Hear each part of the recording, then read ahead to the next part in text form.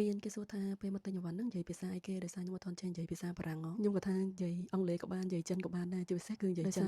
ហាងនៅ Lafayette ហ្នឹងគឺភាគច្រើនបុគ្គលិកចិនយើងដើរនៅផ្សារបារាំងមែនតែមានអារម្មណ៍ថាយើងដូចយើងដើរនៅចិនអញ្ចឹងដោយសារភ្ញៀវទេសចរដែលមកទិញអីវ៉ាន់នៅហ្នឹងភាគច្រើនគឺជនជាតិចិនហើយបុគ្គលិកនៅហ្នឹងក៏ជនជាតិចិនដែរអញ្ចឹងភ្ញៀវក៏ចង់មើលកាបូប Fendi បុគ្គលិកគាត់នៅហ្នឹងរស់រាយមែនតើហើយគាត់មានស្ពាយឲ្យយើងមើលថាកាបូបនោះស្ពាយបានពីរបែបវែងក៏បានខ្លីក៏បានដែរហើយនៅនេះគឺគេរស់រាយខ្លាំងណាស់អញ្ចឹងយើងក៏ស្រួលក្នុងការទិញអីវ៉ាន់ឲ្យភ្ញៀវដែរអញ្ចឹងចូលមកឲ្យចាំការថតកាបូបនៅក្នុងហាងឲ្យបងដែលមើលវីដេអូហ្នឹងមើលលេងៗទៅយើងអត់ទាន់ទិញក៏យើងអាចថតបានដែរអញ្ចឹងអាចមើលម៉ូដលេងៗក្នុងវីដេអូបានសម្រាប់កាបូបគឺថតចេញពី store នៅប្រាំងអរគុណ